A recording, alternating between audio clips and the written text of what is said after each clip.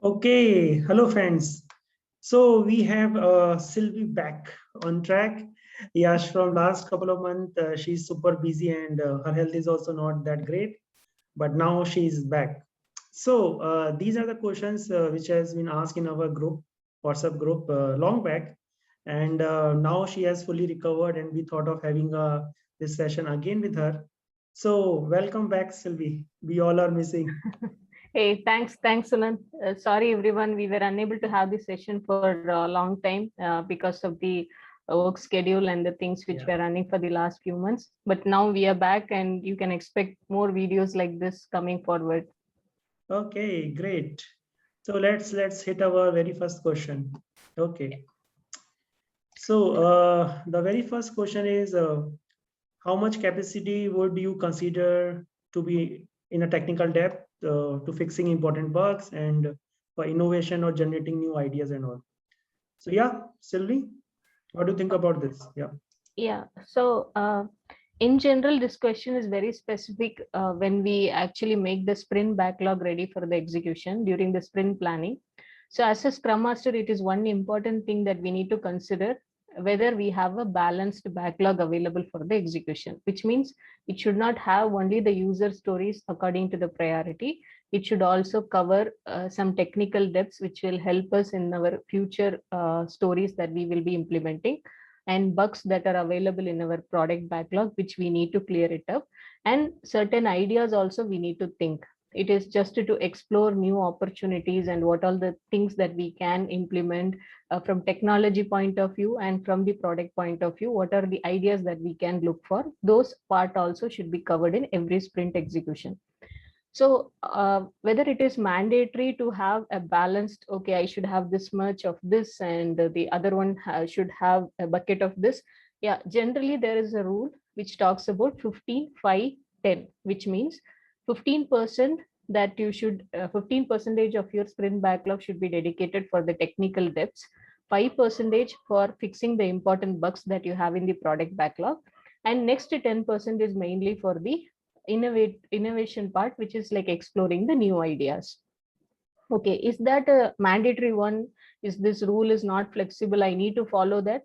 No, it can be actually customized. But why we have this rule is we ensure that every sprint backlog should have all these items, so we are following certain rule, at least to remind people that these things should be taken care when we make the sprint backlog available. But it is up to the team, it is up to the nature of the product what we handle to actually mix and match the items according to the way we want to proceed.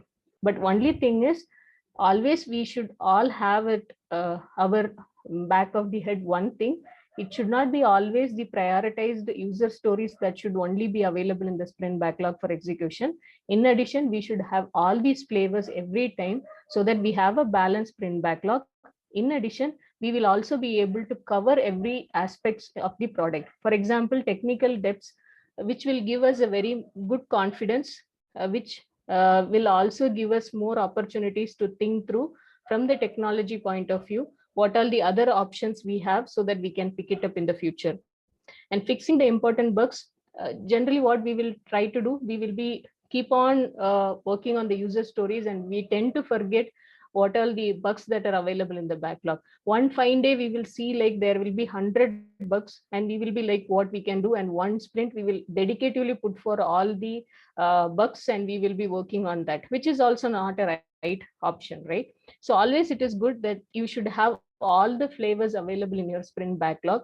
And innovation is also one thing. When you are working on a product, there will be always an opportunity to think about new options what are available, either from the technical point of view or from the product enhancement point of view. So for all those things also, team should dedicate some hours. So generally 15, 5, 10 is a common rule that we can say, but it is not like you need to strictly follow that, but ensure that you have all these flavors. That's the only thing that you need to ensure. But it can be certain sprints you have more bugs to fix because they are very important. Certain options you may not have technical depths or any part for code refactoring option or something like that. You can still skip those points, which is fine. But ensure that you have a real justification why you are not picking up that. And you should have a justification that you are having all the flavors in every sprint. Okay, so that's the whole idea. So it is, in a nutshell, it should be a flavor of everything, which is 15, 5, 10, and it can be customized. Over to you, Sunam. You can add your points, please. Okay.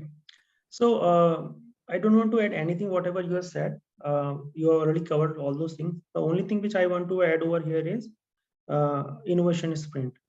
So basically, IP sprint, everyone is aware about if you are working on a scaled agile framework. So the idea over here is we should give our team some kind of space, time. With this hectic schedule, they don't have time, basically, honestly, to work on the certain ideas which they have, So I feel like this innovation sprint, this particular format gives a way to focus the attention of your team on a very specific problem. So that should be our approach. Our team should have some defined innovation goal, something like that, which all of your team members can be agreed on. And let's spend whatever 1 week, 3 days, any duration of time to achieve that particular innovation goal. You can do some kind of POC, you can create some prototype demo, something like that. You do specific testing, you can work on a specific tooling part if you want to explore any ideas. So, and the benefits are many. Some people feel like it's just a waste of time, but that's not the case. So if you empower your team to make decisions, they will feel good and they will back their decisions at that time. So that's really help your team to motivate, and they will definitely come up with some brilliant ideas. I have seen with my own experience. So this is really good if we can break out, we give some time to our team members to work on something outside their work which they are normally doing. So yeah, that's the thing which I want to add over here. Okay, let's move on to the next question. So is velocity a good proxy for productivity? So this is a question which a lot of people still ask in interviews, and yeah, still people have a lot of misconceptions about velocity. So let's see this answer to this. Yes, Selvi. Yeah, so as Sunan mentioned, yeah, very true. We try to actually match the word velocity with productivity of the team, which is not right.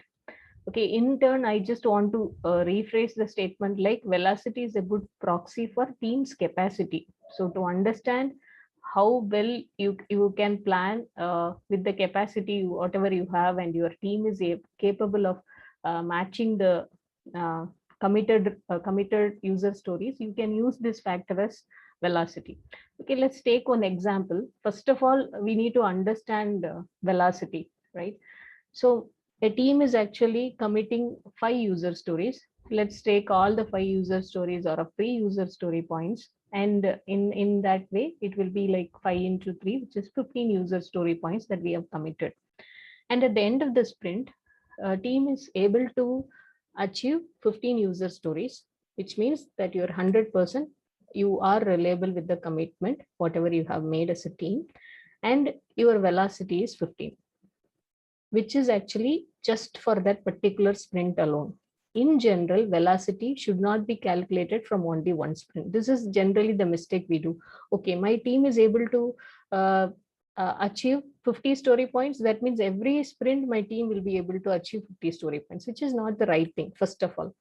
Then how can we, first of all, derive this velocity value? Velocity should be always average velocity. It is not only the velocity, it is an average value. See, let's take the example how I walk with a speed, right? Today I may be walking with certain speed, and tomorrow I may not be able to walk in the same speed. It may increase or it may decrease, depends on the environment where I'm walking, depends on the health condition what I have, and maybe depends on the time when I'm walking. Everything plays a role, right? So similarly, every team, even though the same team is actually going to work, sprint by sprint, the achievement what they are going to do is going to change. They cannot achieve the same set of user story points in every sprint. So that's the reason we usually calculate velocity as an average value of certain number of sprints. Like last 5 sprints, what is the pattern that we are able to see? There will be obviously ups and downs. Yeah, that's what we need, because certain sprints will be very easy going sprints for people. Like for example, I may be having 100% confidence on the stories that I'm working. I don't have any kind of issue in any task, which is actually like a free flow, and luckily testing have not come up with any kind of issues. So in that case, it's a kind of cakewalk for the team. In certain sprints it may not be the same. We expected and we assumed certain things which would have turned into a very different scenario, and there we may need to spend extra time. There are spillovers in that case. So there are situations, there will be ups and downs over a period of time. So it is always good to understand on an average what is the velocity of the team, so that I can plan. Like for example, what is the best advantage of calculating this velocity is, like, if you are given a requirement and someone is asking you, like, Selvi, what is the time that your team may need for high level, very high level, give a guesstimate. Give a guesstimate that high level, what is the time that your team may be in need to complete this requirement. You can use this velocity and say, if I have the same team and these many for this level of complex requirement, whatever I have, even though I don't have so many user stories with high level of clarity, at least I just know the rough level of information what I'm going to have. With the velocity, I can roughly say, like, okay, this may take these many sprints with this many set of people. So at least we will be able to understand with this velocity factor a very high level guesstimate we can give, and plan a very high level items, and say like when we will be able to complete a feature, when we will be able to complete a requirement. So in terms of the capacity of the team, that whatever we have, and the commitment that we will be able to achieve from the team, this velocity will play a role. But never ever it can give us the productivity value, like, okay, if my team has given 50 out of 50 story points, that means 100% productivity. No, it may change next time. So it is not at all a good practice to use velocity as a proxy for productivity. Yeah, Sunand, please. Yeah, so I just want to add one or two points over here. So whatever you mentioned on the same ground, that see, this velocity is not for productivity. Basically, it's for predictability. This is kind of forecast, as mentioned by Sylvie, right? That is, someone is going to ask now why they are going to ask, why they are so much interested in asking this, because they might have certain dates in their mind, they have certain releases, they have certain commitments. There are n number of reasons that they require that kind of some sort of high level approximate dates along with, right? So let's say I know that velocity of my team is, let's say, 10, for example, and I know that my PBI is of 500 story points. Size of my PBI is this big, right? So I can just simply divide, and I know, like, okay, 500 divided by 10, so maybe in around 50 or something like that, I may able to achieve this much amount of work, right? So this will just give a high level sort of forecast that this thing will happen. Now again, velocity is something very internal to the team. If some other outsider project manager or someone is coming who is not part of Scrum team, if they are asking you or demanding this, that's completely an anti-pattern. That's completely against the way Agile work, right? This is something only for internal to the team, so the team will know that at what pace these people are running this sprint, this marathon, right? And how much they will. I mean, based on the capacity, sometimes we are underperforming or overperforming also sometimes.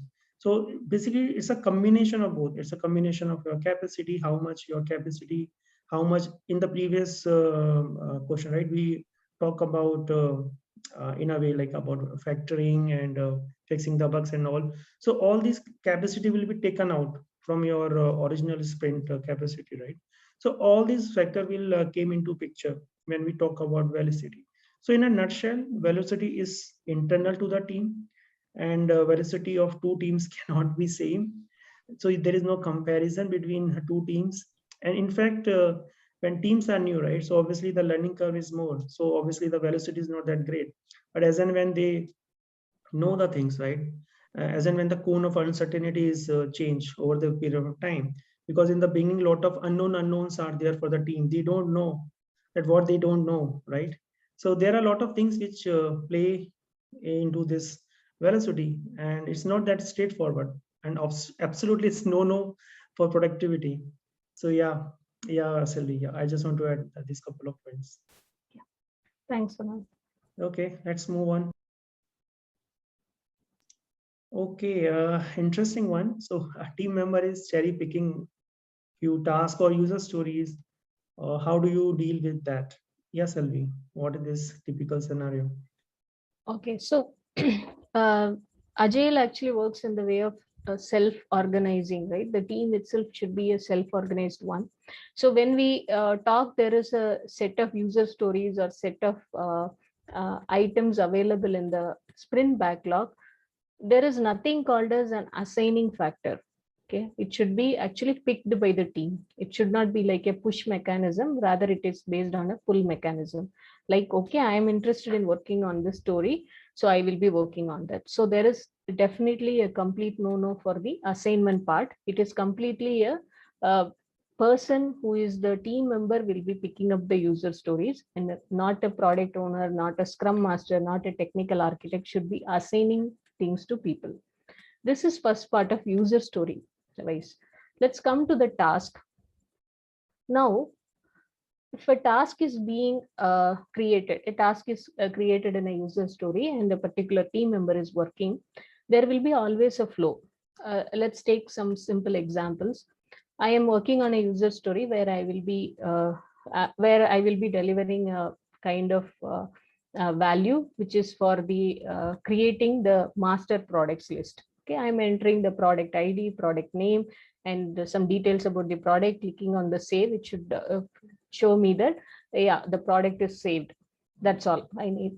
So now there are different things. One is you will be designing the UI, and the second one is you will be having your API available so that you will be able to take this data and put it in the backend. So these two parts, there will be tasks created for all the items.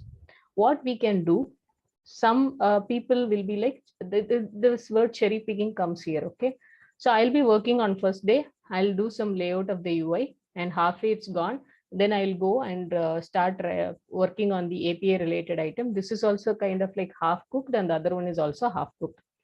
First of all, do not encourage those kind of things. That's where the task management gets into picture. That's where daily stand up also gives a lot of value, because please, as a scrum master, facilitate in the place in the stand up meeting, ensuring that a task is not going for more than a day. When you have tasks created for the user stories or any backlog item, ensure that you have tasks that are restricted for a day, so that you will get to know whether the task got over or not. That's the first thing. And the second thing, do not encourage multiple tasks getting worked on the same day. Please complete the work. If you are working on the UI layout, you have the wireframes, you are preparing the UI layout, come to a conclusion that your UI layout is in such a way that your tester can go ahead and look at that UI layout and start giving the comments. Or if you are preparing the API, ensure that the API can be tested from the postman, at least as a separate unit, so that your tester also is getting work and there will be some kind of parallel activity going on in the team. So first thing is, task should be created, and the task should be created in such a way that it should be getting completed in a day, and no task should be encouraged. More than one task should not be encouraged in a day by a person, so that you will get a clarity and team will get a clarity what we are working and where we are getting blocked. And that's the first thing. Some people, it's like a common scenario. I'm like more enthusiastic. Okay, I started my UI, then I will go and create my API and start integrating. There is something like, till I do every piece of work, you cannot see any piece of work as an outsider. As a person, I'm working, I may be able to see everything getting into a kind of nice collation and things are coming up in a better way. But as a third person, the third person need to wait till 8th or 9th day of the sprint to see the whole work getting into a shape. So that's where the task is getting into picture, right? You should go step by step. So it's whose work is this? It's work of the Scrum Master. And during the stand-up, Scrum Master should encourage and check how the task flow is happening, whether a task is getting completed and the person is picking up the next task or not, and the flow of the task is in right way or not. Like we have UI, we have API, then we should pick it up for integration.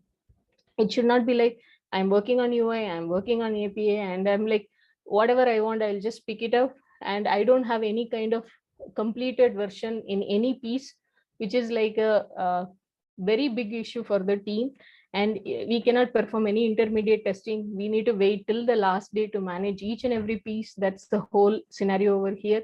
So in that way, we are actually getting blocked. So this is also a work of the Scrum Master to ensure these kind of issues are not happening. So use the stand-up meeting and check how the task flow is happening as a Scrum Master, and wherever we as people who can guide the person, like please complete the UI first and then go here. I think you just completed only for the UI fields. You don't have the buttons yet available and the functionality is not available. Can you just make some kind of mock functionality over there so that the person can test from and share the initial feedback? So those kind of things should be provided by the Scrum Master in case when there is activity of cherry picking of tasks that's going on in the team through the daily stand-up meeting. Yes, Sunand. Okay. On this, I just want to share one of my experience with one of the previous team which I was working with. So now this team is of working on a telecom domain, and we are working on a specific COD project. So it's very niche skill. We don't have many people. It's called BSCS billing. So we are very less people in the market. So team, whatever we have, is very experienced team. Everyone is like 10 plus year of experience, and they are like self-managed, totally self-managed team. So you don't have to work a lot with those kind of team members. I was lucky to have those. The only challenge which I have seen is like we have one developer. Over a period of time, for whatever reason, this guy is a so-called tester in that team. So he's the only guy who is doing all those configuration related stuff, putting something into production and all those testings and everything. Only this guy is doing from last couple of sprint. Now what happened? Two things happen. First of all, other team members are not aware about how to do that particular sort of task or work, whatever you call it. Other thing is, this guy also now pissed off. He's telling that I'm a developer and why I'm doing this kind of things. I really want to work on actual user stories, actual development work, right? So what we can do about it? We brought everyone. Rather than I providing the solution, I asked them like what we can do about it. So people will come up with lot of suggestions. Here we can do this, we can do this, we can do this. The last option which everyone is agreed is, let's rotate this particular role. I will be a tester for let's say 1 week or 2 week or for one particular sprint. Next time it will be someone else. Next time it will be someone else. So now multiple things will happen. First of all, this guy will not be frustrated. The other important thing is the knowledge is among everyone. I have seen in that many teams we call like, oh, this guy is so experienced or is a so-called SME in our team. The thing is, he's only working on one specific functionality or one specific domain only. The project is so big, but maybe consists of different modules or functionality. Over the period of time, if some sort of ticket or some sort of work will come specific to that functionality, we just assign blindly, oh, he's the guy, he will do that. Now, what will happen? We are indirectly having a dependency. We are indirectly having a sub teams among our team. If two people will be like that, one people be specialized in this skill, that skill, then we are just creating a sub teams within our team. So that concept of self-managed and self cross-functional team and everything will be at back burner. So the idea over here is we should not encourage this kind of behavior. Try to find like why it's happening. There might be some reason. Maybe he is not aware about. Maybe he's not have that much confidence to picking some other work. Maybe he find that this sort of work is easy for him. Maybe he is into his he or she is into his comfort zone, right? So as a Scrum Master, we should had a word with them, understand what is exactly is the root cause, why someone is doing like that, and then try to find the solution. And solution should come from them, not from you as a Scrum Master, right? So yeah, these are the few things which we can also do along with what you have mentioned, Selvi. Yeah. Thanks, Sunand. Yeah, let's move on. Okay.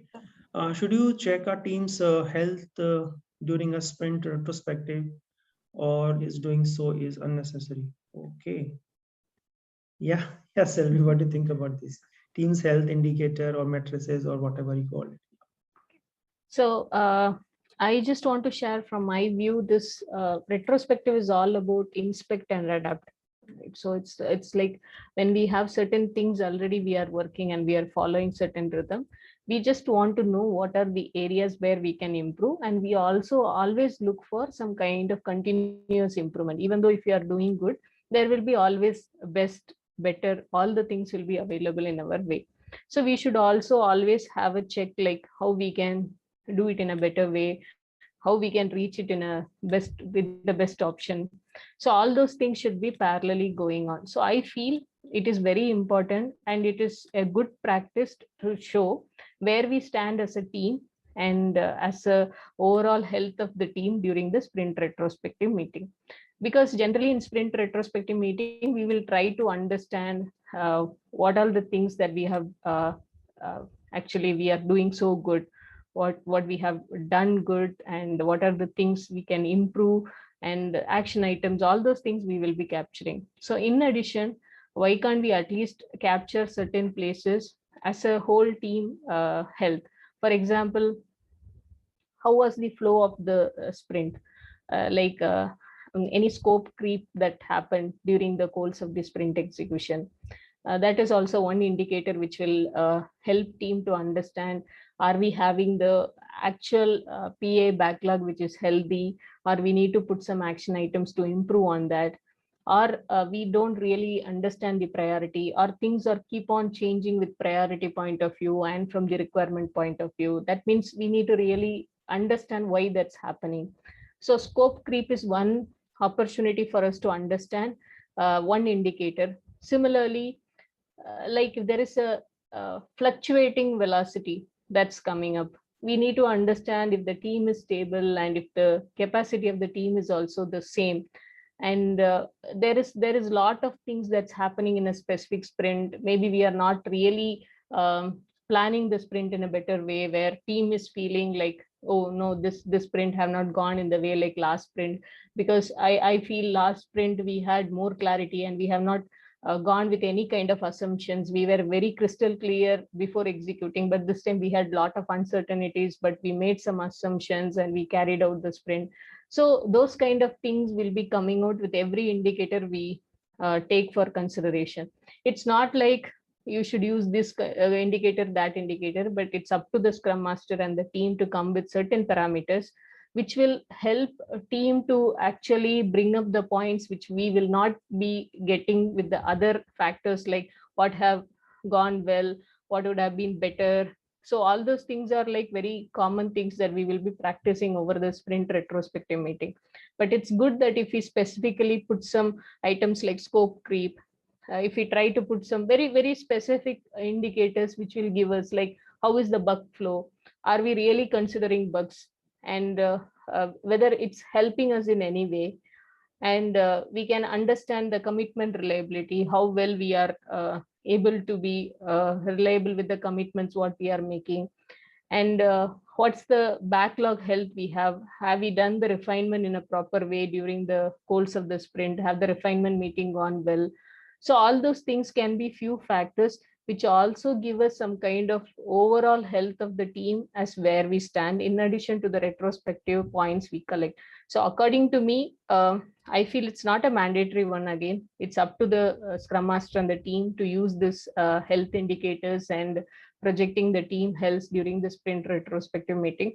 But I feel it definitely brings some value and give a lot of motivation to the team, and also to understand and give us some kind of action items which we are unable to capture from other areas, which will eventually help us in our improvement areas for the continuous improvement process in the team. That's what I feel for this particular topic.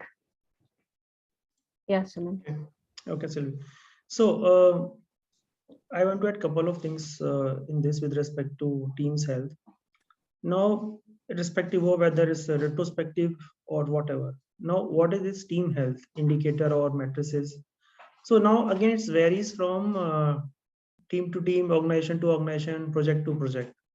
It's very difficult to predict like what is team health indicator. Now, what happens when we ask about this, like how your team health, right?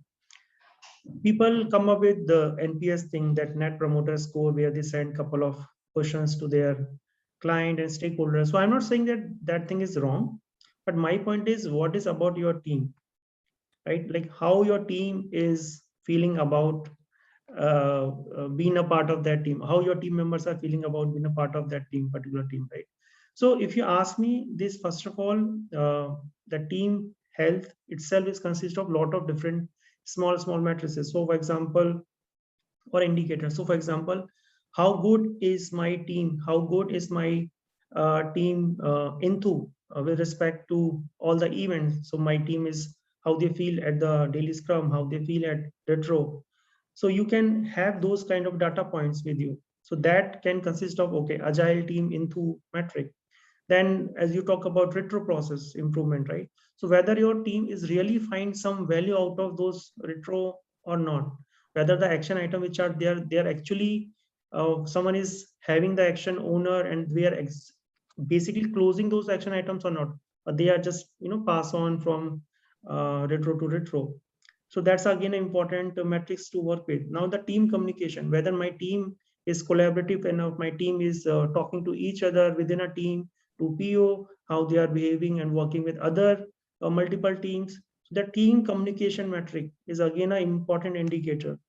Now, other is the learning rate, how fast or how much learning as a team we are doing, as a team member we are doing, what sort of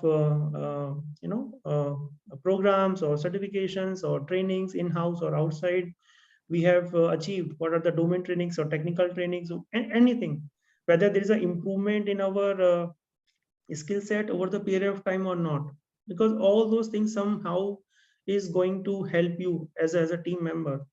And then again, lot of with respect to waste, sometimes people don't need lot of meetings. So nowadays lot of meetings are happening, people are crying that they don't have actual time for doing their development work.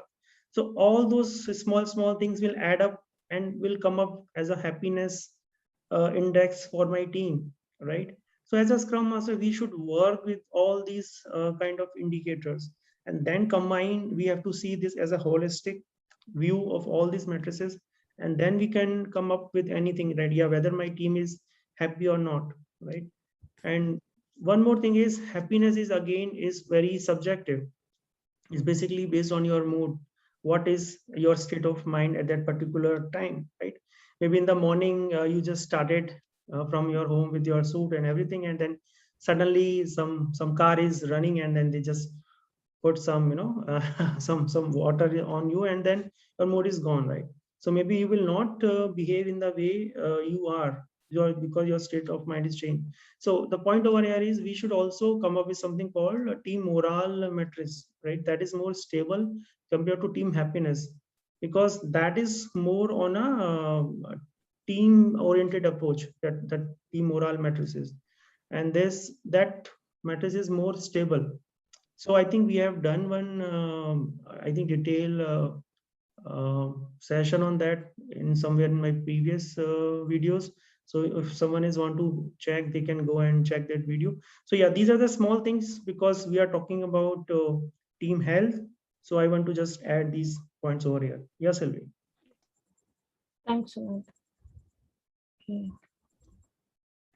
Okay, how can you help the team to work on the most important stories first? Yeah, Sylvie. So during the sprint execution, we will have certain set of items that we need to work.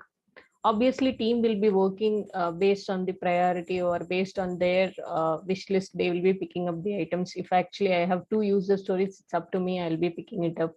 But Scrum Master should also have a check on how the flow of the user stories can happen, which will help other team members, maybe some dependency resolution, or maybe some intermediate testing, or maybe a quick feedback that we can get from PO or from the product management team, maybe because they are willing to know. And it's always a good that if you have something, and if someone is, for example, if someone is not available, you are getting the information, your product manager is not going to attend your sprint review meeting, so you cannot actually have the full-fledged demo with your product manager. So why can't you actually share the link and have a quick check? So these all things also should be taken care from Scrum Master side. So first point is, if you are able to manage and understand from your side, okay, I have 10 items, how well actually we can plan parallelly the testing, so that we don't have any kind of high level burden for testers at the end of the sprint, because every single team member will be pushing their deliverable for testing at 9th or 10th day. So how can we actually mitigate that issue? Can we have some kind of mechanism, like why can't this story can go first, so that tester can parallelly do these things till the actual deliverable from the other person is available? So can we have some plan? If there is a plan, Scrum Master should share that plan. And it is always good that if you don't have a plan also, please try to understand from the team that will this work? I have something like this in my mind, like why can't we pick up this story so that you can complete it first and we can give it for testing and we can move to the next story eventually during the course of time when the tester is testing. Can we have that plan? Put those kind of opportunities in front of the team during the day one, so that it will be easy for your team. Okay, yeah, this sounds like a plan, why can't we pick it up? Second thing, as I mentioned, you are working on one very important story, which is actually going to give a lead for the upcoming stories in the upcoming sprints as well, because it's going to be a kind of like connection work that we are going to do. And I am very curious to know, as a team, the feedback from the product management team, because this is a very important basic stuff that we are going to deliver. If there is something that we need to adjust it here, it will be good if we get that feedback rather than picking up with the assumption to the next sprint. Okay, but what I came to know from my product owner is my product manager is not going to be available during the sprint review meeting because of some other scheduled work. Now I can share this information to the person who is working on that and say, like, hey, instead of you working on the other story, why can't you work on this story first? Because the first week I came to know our product manager is available. He is going on vacation from the second week. So why can't we actually utilize this time to have a quick sync up with him as part of the product, that whatever we came up with, and give the look and feel and share that idea to him, so that he or she will be able to understand and give the feedback accordingly. So why can't we do those kind of stuff?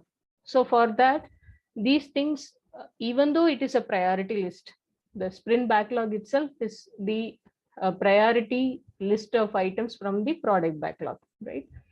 But in that sprint backlog items also, we will be able to help in these kind of ways, so that team will be able to understand among these stories which one is actually very important and which will actually give some way for the upcoming stories. And the third one, in general, we should not pick up stories which have dependency with other story in the same sprint. For example, a story A is there, story B is there, story B is dependent on the actual deliverable of story A, and two people are working.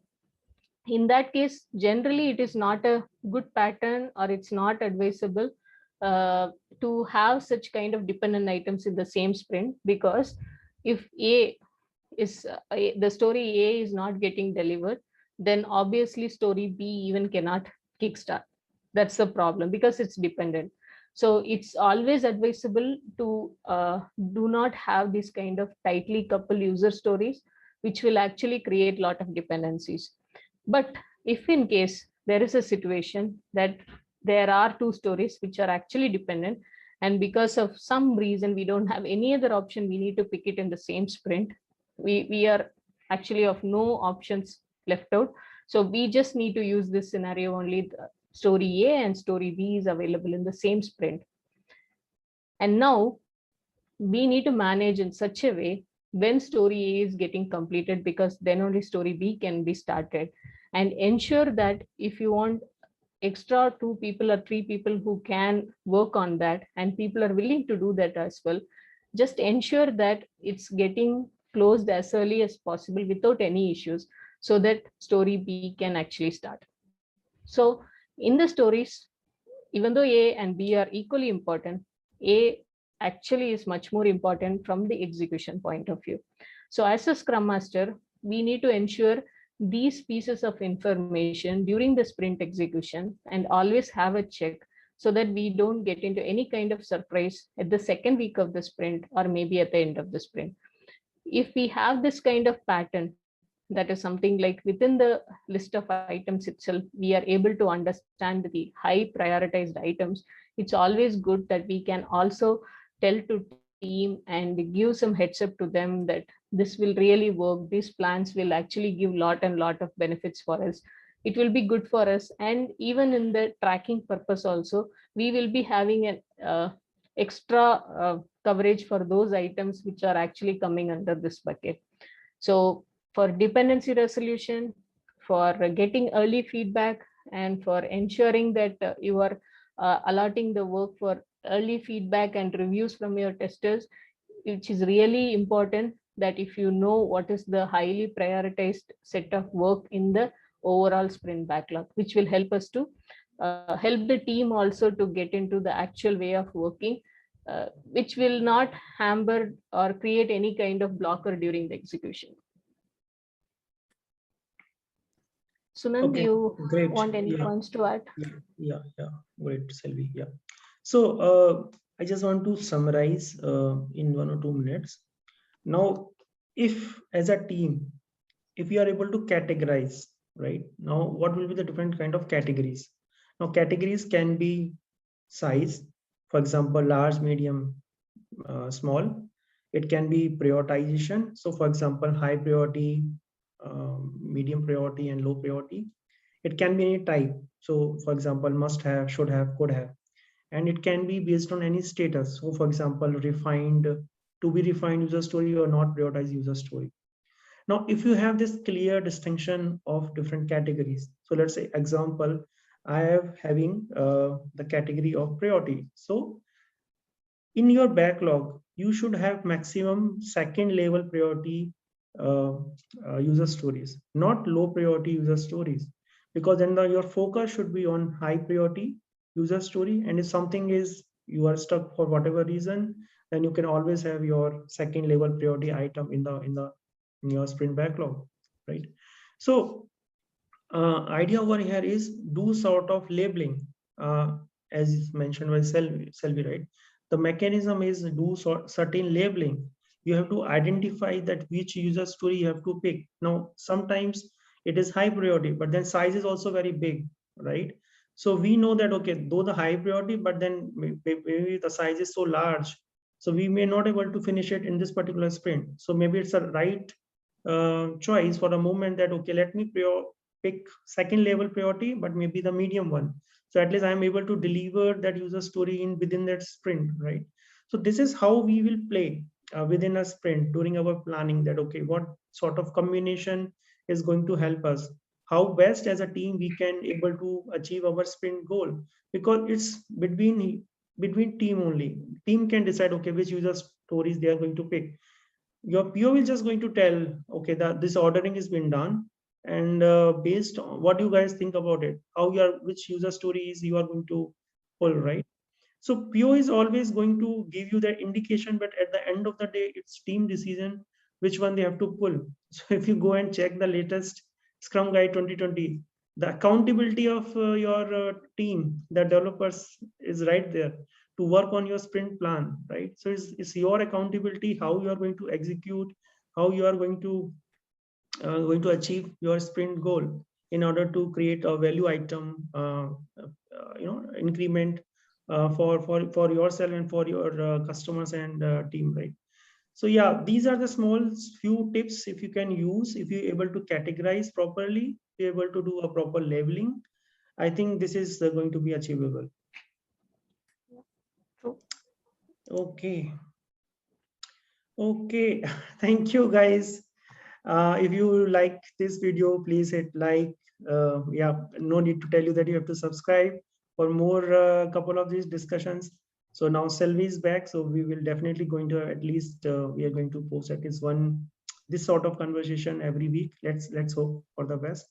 And yeah, please put some comments if you have any sort of questions which you want us to take in next session. Please post those questions. If you still stuck somewhere, if you need any kind of help, you are welcome in our WhatsApp group. In order to join our WhatsApp group, first of all, you have to be very active, because I'm getting a lot of requests. Be active if you really want to be active. If you can participate, if you can contribute, you are welcome to join our WhatsApp group. You can send me your LinkedIn profile on our email ID, that is sunan.sharma, it's rrma@gmail.com. So we will definitely going to add you. And thanks, Sylvie, one more time. Hey, no problem, Sunant. And thanks, everyone. So share your questions. So it will also be a good learning for all of us. And we will have these sessions coming up every week going forward. As Sunant mentioned, it's a break that we have taken for long. We'll try to catch up that, and we will have more questions. Yeah, we have a lot of backlog items. We have a lot of backlog questions in our. Yeah. So we have a very healthy now backlog with the interview questions. So guys, just watch. And yeah, thanks and bye. Thanks, LV, one more time. Thank you so much. Thanks, everyone. Bye bye, Sunant. Bye. Bye.